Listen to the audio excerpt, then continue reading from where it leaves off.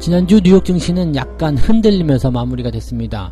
자, 고용이 너무 좋게 나왔기 때문이었는데요. 자, 그에 따른 파월 의장의 발언, 이번 주에 파월 의장의 연설이 준비가 되어 있는데, 자, 여기에서 어떤 영향을 줄 것인지 이것이 가장 중요한 포인트가 되겠습니다.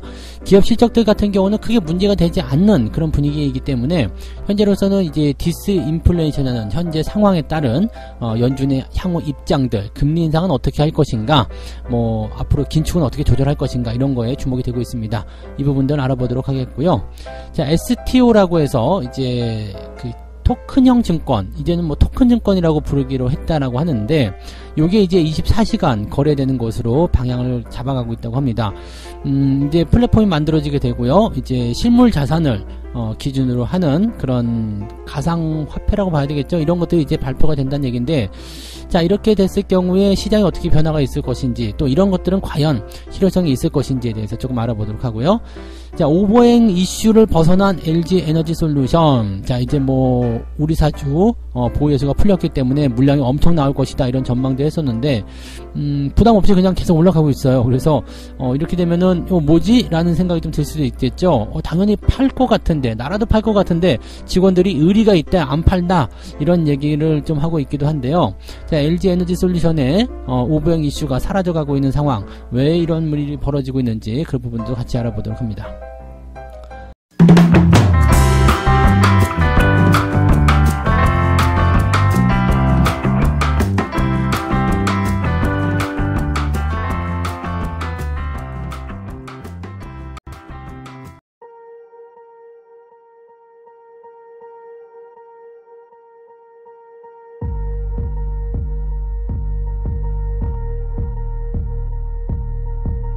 네, 반갑습니다. 자, 오늘은요 2월 6일 월요일입니다.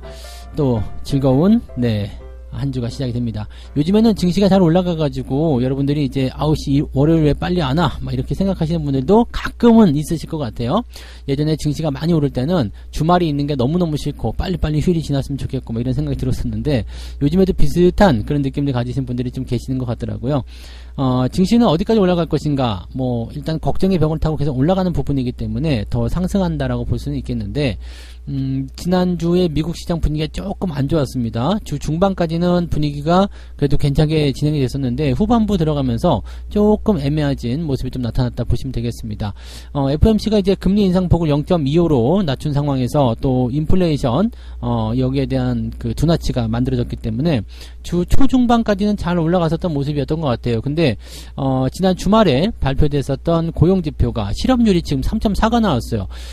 지난달에 3.5였거든요. 근데 이번에 예상치가 3.6이었어요. 그래서 실업이 조금 낮아지게 되면 FOMC에서는 더 긴축에 대한 부분들을 더 완화시키지 않겠느냐라고 생각했었는데, 지금 연준 입장에서는 이렇게 실업률이 강하게 만들어지게 되면 긴축 더 해야 되겠는데 라고 생각할 수밖에 없을 것 같아요. 그 다음에 고용 같은 경우도 51만 명이나 증가했습니다. 뭐 예상치가 지금 18만 명이었는데 51만 명이 증가했다라는 것은 이건 뭐 예상치 자체가 말이 안 되는 거 아닙니까? 그래서 이 예상치 자체가 약간은 사기 아니냐, 이런 생각이 좀 들기도 해요. 아무리 예상을 잘못했다고 하더라도 18만 명과 51만 명은 2배 넘는 차이가 나는 건데 이게 말이 되냐, 이런 얘기죠. 그리고 실업률 지표 같은 경우도 3.6으로 예상을 했는데 3.4가 나와버렸다. 자, 알고 있었는데 조금 이제 이 나빠지는 쪽으로 개선을 해가지고 지난주 초중반에 주가 올린 거 아니냐, 이렇게 약간 의심이 될 수 있는 부분 좀 되겠습니다. 사실 뭐 조금 틀린 거야 이해할 수 있지만은 저 정도는 너무 많이 틀렸다라고 볼 수 있거든요. 그럼 얘네들 예상을 뭐하러 하는 거야? 뭐하러 분석하는 거야? 이렇게 얘기가 나올 수 있는 내용을 보시면 되겠죠. 아무튼 고용이 이렇게 너무 강하게 증가세를 보이다 보니까 이러면은 뭐 경기 나쁘지 않은 것 같은데요, 괜찮은데요? 라고 얘기가 나면서 주가 상승하는 분위기가 만들어지게 되는 거죠.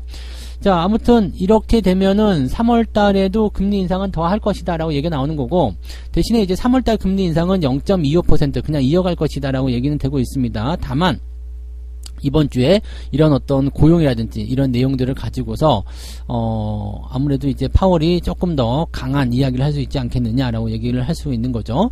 자, 고용 보고서 한 번 더 남아 있고요. CPI 지표 2번 더 남아 있습니다. 그래서 다다음 주 14일이었던 것 같아요. 이때 CPI 지표 발표되고요. 3월 FOMC가 3월 말에 있기 때문에 3월 초와 3월 초 중반에 만들어지는 이 고용지표와 그 다음에 이 CPI 지표 이것들이 발표가 된단 말이죠. 얘네들까지 다 감안을 하고 나서 이제 FOMC 금리 결정이 될 겁니다. 근데 어쨌든 금리 인상은 더 이어지는 부분이고요. 이렇게 됐을 경우에는 뭐 그다지 네 시장에 큰 영향을 당장 줄 것 같지는 않은데 계속해서 고용이 좋게 나와버리게 된다라면 이것도 좀 고민해 볼 필요는 있을 것 같아요. 자, 지금 현재 연준 위원들의 금리 예상치는 5.0에서 5.25입니다. 지금 4.5에서 4.75가 나왔기 때문에 0.5%포인트 높게 나오고 있죠. 그러면 0.25씩 두 번 정도 금리를 더 올릴 수 있다라고 얘기할 수 있는 부분입니다. 이 중간값이 조금 떨어지고 있기 때문에 좀 긍정적이긴 한데 이 두 번을 금리 인상을 한다라고 하면 상반기까지는 금리 인상, 그 다음에 상반기 지나가면서 금리 동결 진행되고 한 6개월 정도 모니터링 한다고 했으니까 대체적으로 올해는 금리 인하 없을 수 있다. 있더라도 연말에 있다. 이 부분 제가 계속 말씀드렸던 내용이죠. 참고하시면 될 것 같아요. 자, 기업들 실적도 있습니다. 이번 주에는 기업들 실적 발표들이 조금 있긴 있는데, 뭐, 그렇게까지 부담될 것 같지는 않아요. 일단 실적이 뭐 나쁘다라고 전망은 하고 있습니다만, 뭐, 어느 정도 예상했었던 부분이기도 하고요. 특별하게 부담될 건 없는 것 같습니다. 근데 더 재밌는 건 뭐냐면, 지금까지 실적을 발표한 기업 중에서 70%가량이 예상치를 웃도는 실적을 나타냈다라는 거죠. 그러니까 어닝 서프라이즈가 나온 거예요.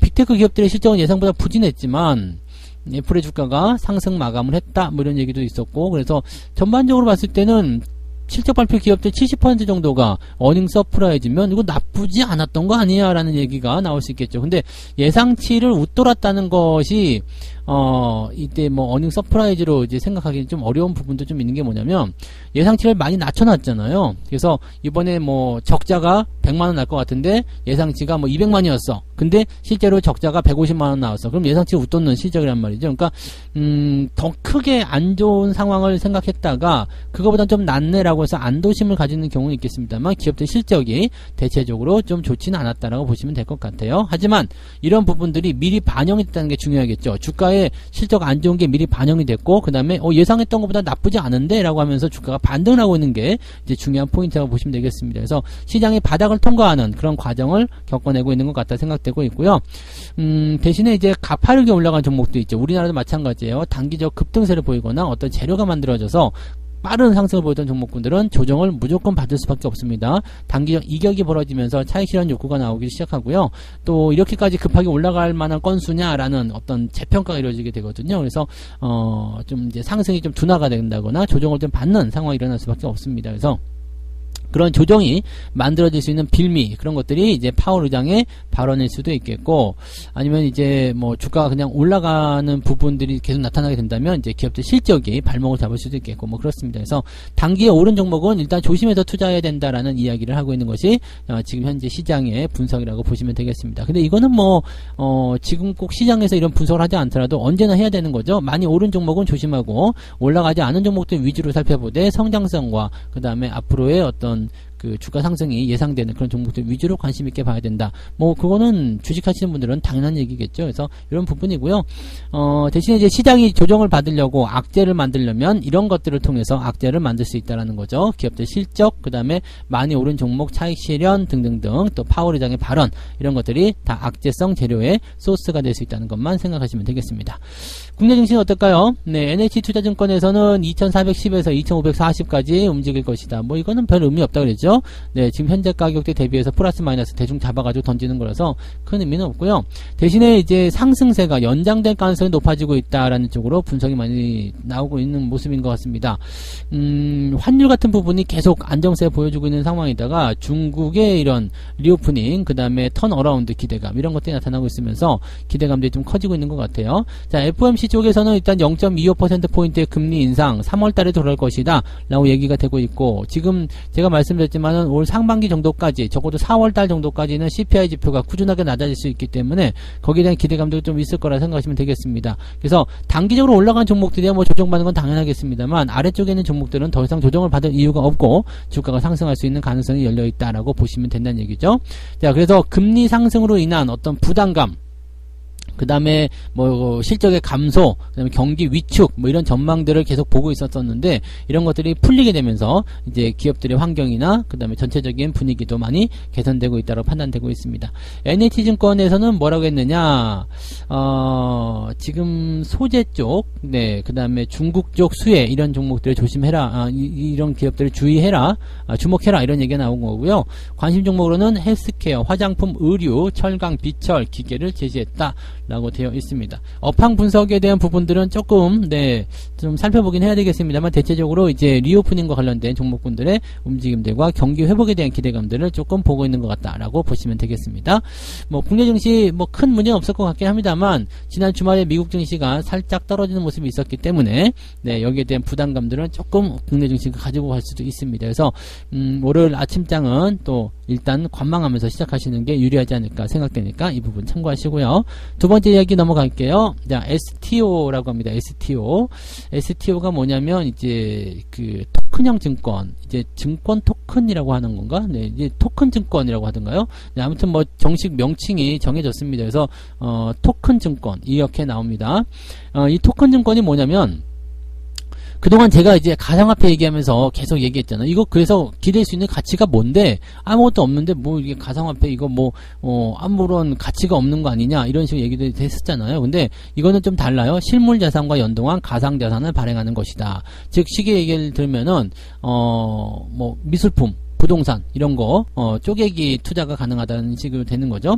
만약에 내가 강남에 100평의 땅이 있어요. 이것을 이제 토큰형 증권을 발행하고 싶다 그러면은 증권을 뭐 한 100주 발행한다. 그럼 강남의 100평 땅이 만약에 10억이다. 10억인데 요거를 이제 쪼개가지고 100주로 발행한다. 그러면은 네, 계산은 어떻게 되나요? 뭐 한 주당 1000만원씩 되는 건가? 뭐 하여튼 이런 식으로 1000만원이 10개면 100개면 10억 맞죠? 네, 맞잖아요. 그러니까 이런 식으로 쪼개가지고 발행하는 것이다. 근데 이거를 이 발행하는 거 어떻게 발행하느냐? 블록체인을 이용해서 이렇게 토큰, 그러니까 코인 같은 식으로 발행을 하겠다라는 얘기죠. 즉 실물 자산이 있는, 즉 이 코인은 뭐냐면 가치가 있는 거예요. 이 1000만원의 가치는 어디에 근거한 거냐? 강남 땅 100평이라는 그 실물 자산의 가치를 평가를 해서 나가는 거죠. 그러니까 이런 식으로 가상화폐를 발행하게 되면 요거는 괜찮다고 말씀드렸어요.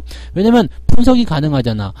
뭐 지금 비트코인이 만약에 3000만원이다. 3000만원인데 도대체 얘는 3000만원이 이 가격이 매집이 된 게 결정이 된 게 어떤 근거냐? 라고 하면은 사실 여기에 대해서 대답할 사람이 없단 말이죠. 근데 지금 이거 만약에 뭐 강남 STO다 해가지고 이게 1000만원이야. 이건 왜 1000만원이냐 그러면 강남 땅 100평인데 이거를 발행 주식이 뭐 100개로 나눴어. 그래서 나눴더니 1000만원이네? 그렇구나. 근데 왜 지금 1200만원까지 올랐지? 이게 땅이 더 올라간대. 여기 재개발된대. 이런 식으로 나올 수가 있다는 얘기죠. 그러니까 이렇게 본다라면은 요거는 조금 더 이제 어떻게 보면 주식과 같은 개념이긴 한데 기업의 어떤 가치를 사고 파는 것이 아니라 어떤 특정 상품의 가치를 이렇게 쪼개가지고 이제 토큰으로 나눠서 하는 것이다. 하다 보니까 이제 미술품도 되고 이제 부동산도 되고 뭐 여러 가지 되겠죠. 나중에는 이제 저런 것도 될 것 같아요. 뭐 음원이라든지 음원 같은 경우도 여러 이야기 나왔었잖아요. 뭐 저작권 사고 파는 이런 얘기 있었잖아요. 저작권의 가치 해가지고 이제 뭐 나오기도 하고 뭐 그러겠죠. 그 다음에 여러 가지 부분이 이제 가능해지는 겁니다. 그리고 이제 가상 코인으로 되어 있기 때문에 이제 24시간 거래도 가능하고 뭐 여러 가지 얘기들이 나온다고 합니다. 그러니까 요 부분들을 본다라면은 이쪽 시장은 커질 수 있겠죠. 예전에 그 베네수엘라였던가요? 그 페트로 같은 경우처럼 이제 거기서 이제 코인을 발행하죠. 코인을 발행해서 뭘 그 기준으로 할 거냐 했더니 우리가 가지고 있는 기름을 기준으로 해가지고 이 코인 발행할게요. 이런 식으로 나왔었는데 그런 것들이 가능하다는 이야기 되는 겁니다. 그래서 요 부분 되면은 괜찮게 되겠죠. 근데 예전에는 이제 그쪽이 미국이 이제 이렇게 막 방해를 하면서 결국에는 무위로 돌아가는 그런 모습이 좀 있었는데 지금은 이제 이런 식으로 많이들 가고 있다는 얘기죠. 그래서 디지털 화폐 그 다음에 이런 가상 자산이지만 실물 자산과 연동되는 그런 모습들. 그러면 이 가상화폐, 이 코인이 설 자리는 좀 줄어들지 않겠느냐라는 생각도 좀 해볼 수 있을 것 같아요. 자, 이번 가이드라인을 한번 살펴보게 되면 토큰 증권이라는 이것은 가상자산 형태로 발행이 되었지만 증권으로 구분이 된다라고 되어 있습니다. 그래서 투자자 보호, 공시, 그 다음에 인허가 제도, 불공정 거래 금지 이 모든 것들에 대한 증권 규제가 그대로 적용된다라고 되어 있습니다. 그래서 이렇게 되는 부분이고요. 증권이 아닌 기존 가상자산이 국회에서 입법 예정인 디지털 자산 기본법을 따르는 것과는 다르다라고 되어 있습니다. 그러니까 이거는 지금 비트코인 같은 경우는 증권이라고 구분이 되어 있지 않아요. 그래서 만약에 이런 것들을 하게 되면은 증권이 아닌 것들은 우리가 뭐 하지 않을래 하면서 이제 뭐 이상하게 나올 수도 있고요. 만약에 비트코인도 증권을 해줘라 그러면 얘네들은 아주 골 때리는 상황에 놓일 수도 있죠. 그러니까 이거는 디지털 자산 기본법이라고 해서 따로 이렇게 법을 만들어 놓은 상황이긴 한데 아무튼 이런 쪽으로 자꾸 가긴 하는 것 같습니다. 이 블록체인이라는 기술이 나쁜 게 아니라고 했죠. 그래서 이것을 이용해서 가상 코인을 만드는 건 좋은데 이 코인에 연결되는 실물 자산 이렇게 되면 그쪽이 훨씬 더 안정성이 있다라고 볼 수 있겠죠. 다만 이제 저는 그렇게 생각해요. 뭐 부동산 가격, 미술품 가격 이걸 쪼개는 건 좋은데 그렇게 되면 지금처럼 확 가격이 뛴다거나 그런 거 없겠죠. 왜냐면 지금은 뭐 뉴스 하나 또는 이제 사람들의 어떤 쏠림 현상 아니면 돈 가지고 막 하는 그런 형태에 따라서 주가가 코인 가격이 올라갔다 내려갔다 막 난리를 칠 수 있잖아요. 근데 그런 것들은 불가능하지 않겠느냐 생각되는 부분이겠죠. 그래서 투기성 자본들은 그쪽에 많이 들어가지 않을 것 같다 생각되고요. 지금은 일단 이거 되려면 이제 플랫폼이 또 있어야 돼요. 거래소가 있어야 되잖아요. 그래서 그런 것도 좀 있어야 되고 뭐 장외 거래 먼저 한다 이런 얘기도 있고 뭐 그런데 이렇게 됐을 경우에는 네 당장은 인기를 끌기는 좀 어려울 것 같아요. 네 그렇긴 한데 이쪽이 이제 모르죠. 어떤 것을 계기로 해서 커질런지 모르겠습니다만 그런 쪽으로 해서 점차적으로 발전해 나가지 않을까 생각되긴 합니다. 아무래도 이제 그 첫발 뛰는 거겠죠. 네 가상화폐나 이런 것들보다도 이런 쪽으로 들어와야 한다라는 정부의 어떤 움직임. 제가 예전에 그 얘기 한번 해드린 적이 있어요. 비트코인이 기축 통화의 어떤 위치를 위협하고 있기 때문에 미국이나 각국 중앙은행들이 그것을 받아들이지 않을 것이다. 지금 당장이야 막 많은 사람들이 엮여 있고 거기서 거래가 일어나고 있기 때문에 봐주는 거지만 점점점 그것에 대한 수요를 줄이고 뺏어오고 죽여나가기 시작할 것이다. 그런 쪽으로 생각하시면 되겠습니다. 뭐 이거는 뭐 저 개인적인 생각이긴 합니다만 네 아무튼 그렇게도 판단하시면 되겠고 이 STO라는 토큰형 증권, 이 토큰 증권이라는 것이 나오기 시작했다는 것은 이제 그런 부분들을 우리가 생각하실 수 있다 보시면 되겠습니다. 이제는 기업에 대한 어떤 투자뿐만 아니라 그 모든 것에 대해서 네, 투자 가능하죠. 뭐 쉽게 얘기하면은 이게 여기서 이제 발행자가 뭐 공신력이 있어야 된다는 얘기가 있지만 뭐 쉽게 얘기하면은 내가 내 집을 팔고 싶은데 이걸 쪼개서 팔고 싶다. 네, 그거 가능하다는 이야기가 되는 겁니다. 그래서 그런 식으로 보실 수 있는 내용이 좀 되는 거죠. 네, 물론 이제 토큰 발행하는 것이 그렇게 쉬운 일은 아니겠습니다만 네, 그런 쪽으로 네, 하게 된다면 가능해 보이죠. 만약에 이제 한국 국립중앙박물관에서 이제 뭐 고미술품을 이제 토큰형 증권을 팔겠다, 발행하겠다 해서 발행을 했어. 그럼 거기에 대한 어떤 그 미술품을 상대로 한 그런 자본의 뭐가 될까요? 그 확충 이런 게 가능하겠죠. 지금은 값어치가 만약에 1000억이다라고 하였지만 그 1000억 원을 얘네들은 받아서 사용할 수가 있는 거가 되는 거고 또 그 증권을 가지고서 여러 가지 네, 할 수가 있겠죠. 물론 이제 소유권이나 이런 것들은 어떻게 될지 모르겠어요. 근데 이런 것들을 이제 법으로 더 정해줘야 되겠죠. 올 상반기까지는 계속적으로 여기에 대한 법안을 만들어내고 네, 점차적으로 제도에 나설 것이다라고 하니까 연내에 법안이 처리되지 않더라도 이제 조금 길게 보면 곧 될 것 같다라는 얘기를 하고 있는 것 같아요. 그래서 이 부분 참고하시고 이런 게 있구나 이렇게 움직이고 있구나 정도로만 보시면 되겠습니다. 뭐 당장 눈앞에 펼쳐질 만한 그런 내용은 아니라고 보시면 되겠고요. 이런 게 있다라고만 보시면 되겠습니다. 자, 세 번째 이야기 넘어갈게요. 자, 직원들 의리있네. 네, 오보행 이슈로 벗어난 LG에너지 솔루션 왜 계속 올라가는데? 라는 거죠. 극한 직업이란 영화 보신 분들 계시나요? 그분들이 이제 그 영화에 보면은 그 형사들이 범인을 잡으려고 앞에 치킨집을 인수하죠. 치킨을 막 열심히 하면서 범인을 잡으려고 하는데 장사가 너무 잘 되는 거야. 손님이 계속 몰아치니까 범인을 잡는 게 아니라 치킨을 파는데 더 집중이 돼버린 상태가 됐어요. 그러다 보니까 네. 거기서 이제 형사 한 명이 들어와가지고 왜 이렇게 장사가 잘 되는 건데 그러잖아요. 도대체 이거는 주가가 빠져야 되는 상황인 것 같은데 왜 주가가 올라가는 건데? 라고 얘기가 나오는 거죠. 오보행? 당연히 이게 문제, 매물 폭탄이 나올 것이다 생각했었거든요. 근데 아무도 거기에 대해서 네, 뭐 답변을 할 수가 없는 상태예요. 안 팔겠다는데 어떻게 했어요? 근데 매도가 안 나오니까 오뱅 이슈고 나발이고 없는 거고 주가가 더 올라가 버리는 상황이 벌어지게 되는 거죠. 자, 이렇게 되다 보니까 시장에 대한 관점에서는 뭐지? 라는 생각 좀 하게 돼요. 자, 이 오보행 이슈라는 것을 앞세워 놓고 개인들을 털어내는 상태에서 매수로 들어간 것이 아닌가 생각될 정도로 외국이나 기관들 쪽에서도 매수가 들어간 상황이고요. 또 물량을 갖고 있던 그런 사람들도 매도를 하지 않고 있는 상태가 됐습니다. 자, 이렇게 되다 보니까 원래 수익도 많이 났었는데 더 수익이 나는 그런 상황으로 가고 있죠. 자, 이거는 이럴 것 같아요. 한꺼번에 이제 매도를 많이 쳐버리게 되면 주가가 떨어지는 게 당연한 거잖아요. 그래서 주가를 어떻게 식으로는 방어를 해야 되겠다는 생각을 좀 했을 수도 있겠죠. 왜냐면 이 개인들 투매라는 것은 굉장히 무섭습니다. 던지고 나올 수 있단 말이에요. 던지고 나오게 되면 여기서 부담감이 확 커지게 됐을 때 주가가 이제 단기간에 급락을 할 수 있는, 폭락을 하게 되는 상태가 벌어집니다. 그러면 갖고 있는 사람들 입장에서는 괜히 손해가 될 수 있잖아요. 그러니까 일단은 버티게 해. 그 다음에 물량이 나오지 않아도 될 것 같다라는 안심을 시켜놓고 나서 조금씩 팔아먹는 상황이 일어날 수도 있겠다. 뭐 이거는 잘 몰라요. 어떻게 될지 모르겠습니다만 우리 사주가 안 나오고 있다. 즉 매도가 나오지 않고 있다는 것은 일단 확실해 보입니다. 자, 우리 사주는 지난 1월 27일 기점으로 해서 보호예수가 끝났고 이제 매도를 해도 되는 상황이 좀 됐는데 그런데도 불구하고 매도를 안 하고 있죠. 공모 가격이 30만원이기도 하고 지금 한창 웃돌고 있죠. 조금만 더 가면은 60만원 가면은 100% 먹잖아요. 그러면은 2억 한 5천만원 정도씩 얻어먹는 상태가 되잖아요. 그러니까 그래서 안 팔고 있다는 생각도 있어요. LG엔솔 더 올라갈 건데 뭐 지금 실적도 좋아질 거고 전망도 좋다라는 얘기가 있단 말이에요. 그러다 보니까 안 팔고 버틸래? 네, 어차피 주가 더 올라가면 팔지 뭐 라고 얘기를 하는 부분도 분명히 있을 거예요. 그래서 직원 상당수가 주식을 팔지 않았다고 이야기가 나오고 있습니다. 판 사람도 있어요. 근데 상당수가 팔지 않았다라는 얘기를 하고 있기 때문에 매도가 나오지 않고 또 오버행이 된 이슈, 부담감이 덜어졌기 때문에 주가가 상승하고 있다라고 되어 있죠. 이런 과정 속에서 LG에너지솔루션이 기본급의 870%를 성과급으로 지급하겠다라고 얘기했다고 합니다. 그래서 이 정도는 연봉의 43% 정도 수준이라고 하네요.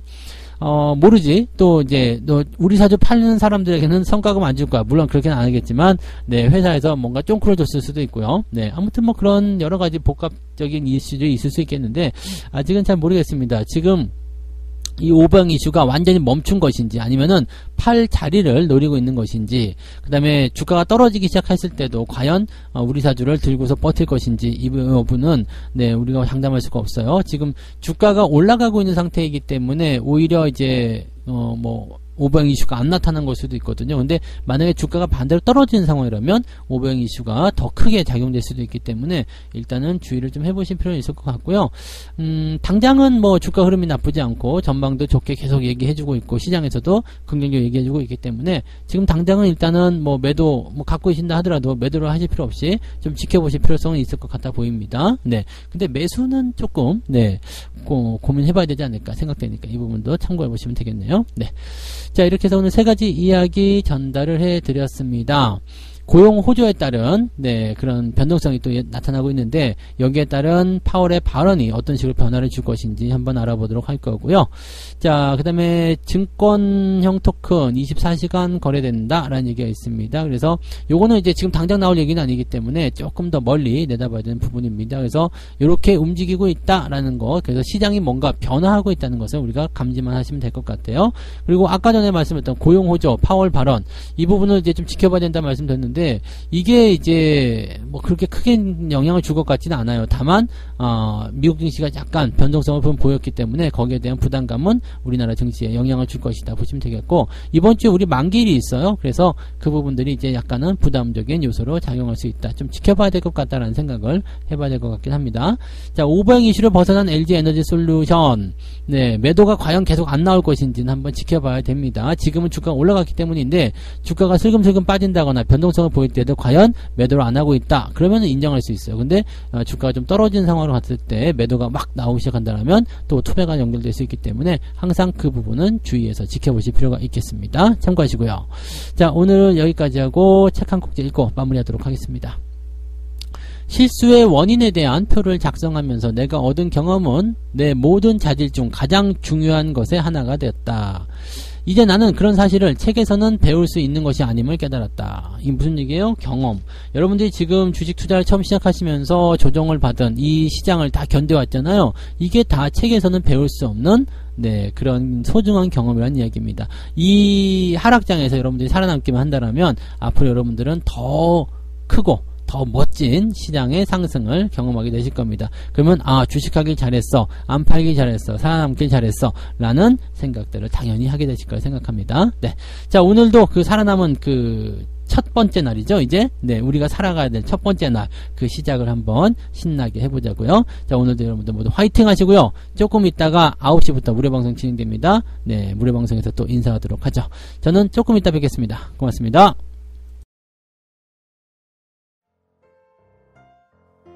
본 방송에서 제공되는 모든 정보는 투자 판단의 참고 자료이며 투자의 최종 책임은 본 방송을 이용하는 본인에게 있습니다.